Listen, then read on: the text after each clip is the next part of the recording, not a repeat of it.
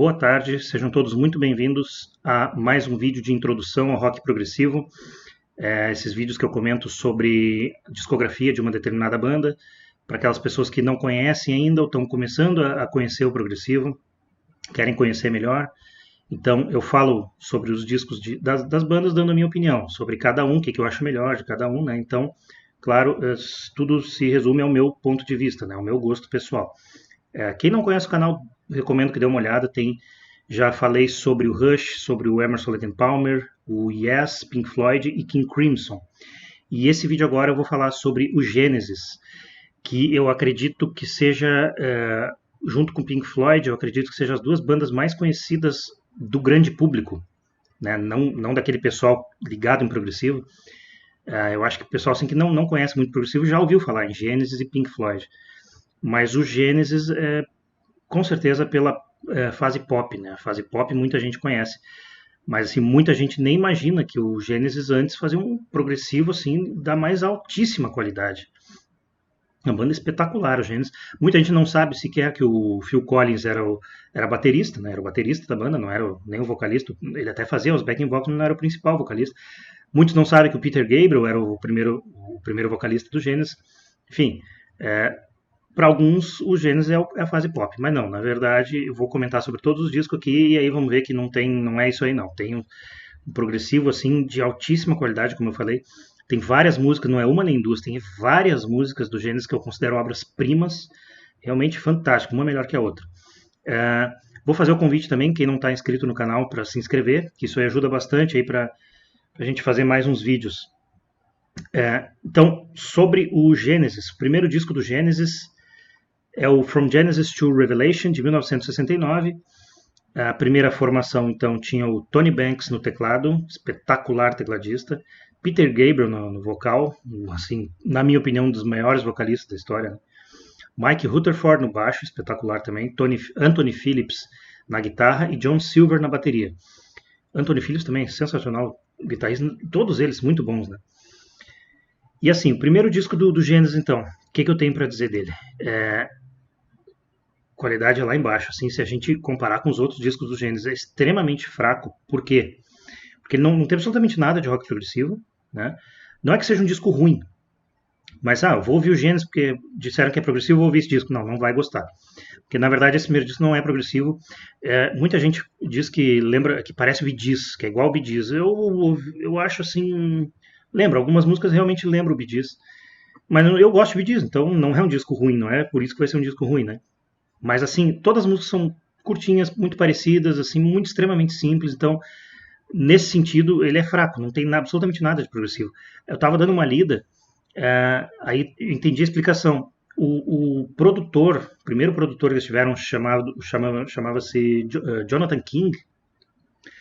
Esse cara foi o que alavancou aí a carreira do Genesis. Ele, segundo o que eu vi, esse primeiro LP foi graças a ele que foi lançado. Ele criou o nome da banda, Genesis também, então parece que o cara era louco por Bee Gees e a banda quis agradar ele e fizeram essas músicas assim. Foi o que eu entendi.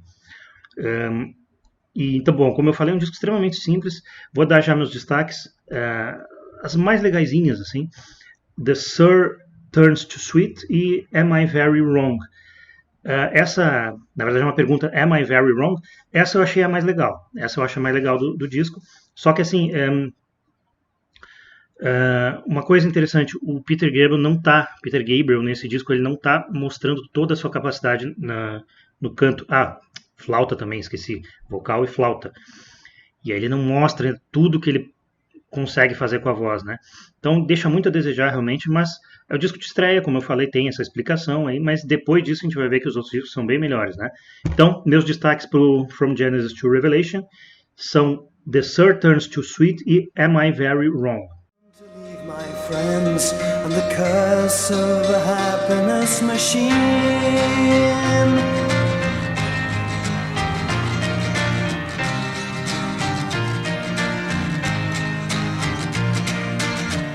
Today's your birthday, friend. Everything alright. Let us our greetings to you send. Happy friend.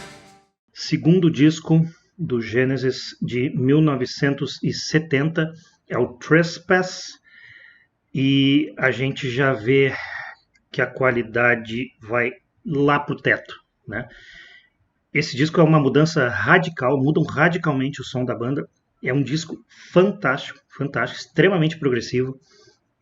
Dá para dizer uma aula de rock progressivo. A única diferença da formação, saiu na bateria o John Silver e entrou o John Mayall. Mas não é por isso que teve esse salto assim na qualidade. Também eu estava dando uma lida, parece que a partir daí a banda se desvencilhou do Jonathan King. Parece que deu até processo, ele processou, não sei, queria os direitos do primeiro disco, alguma coisa assim. Mas o fato é que eles não pensaram assim, não vamos mais agradar esse cara, vamos fazer música que a gente quer. Eu entendi que foi isso. E foi a melhor coisa que eles podiam ter feito, porque esse disco é simplesmente fantástico.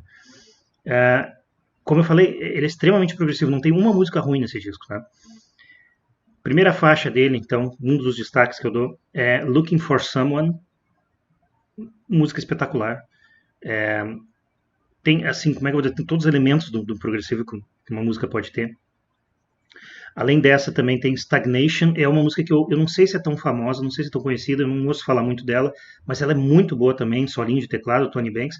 Aliás, o Tony Banks, ele não é tão lembrado, às vezes, quando a gente fala de tecladistas pelo mundo, pelo mundo do progressivo, a gente fala muito Keith Emerson, Rick Wakeman, Patrick Moraz e tal, mas Tony Banks não fica nem um pouco atrás. Impressionante os solos que esse cara fazia.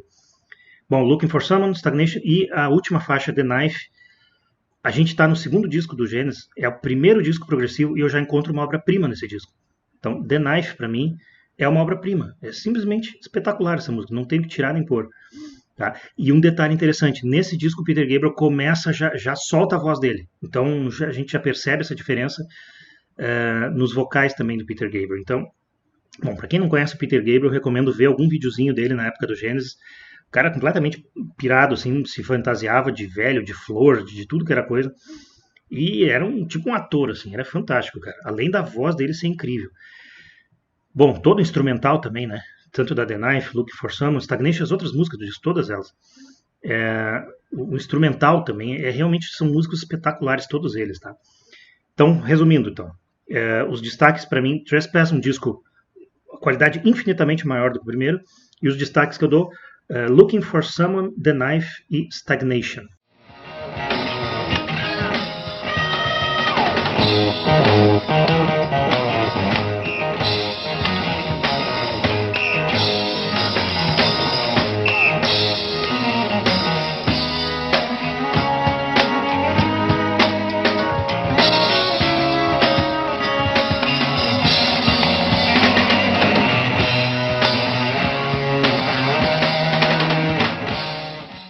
Bom, então, essa primeira parte a respeito do Genesis vai ficando por aqui. Como eu falei, esses dois primeiros discos, eles são bem diferentes um do outro, mas a gente já tem o primeiro disco fantástico, o primeiro de uma era, assim, de ouro do Genesis, na minha opinião, claro. Quem não concordar, quem quiser pode não concordar, mas muita gente eu acho que pensa assim também. Daí eu volto em seguida para a segunda parte. Na segunda parte eu vou falar sobre os próximos dois discos da banda, que já tem a formação clássica. A formação clássica, para mim, é a melhor, acho que para muita gente é a melhor fase do Genesis, são os 4 próximos discos. Eu vou falar dos próximos 2 na parte 3, então. Certo? Espero que estejam gostando. Muito obrigado aí por estarem assistindo e até o próximo vídeo. Valeu!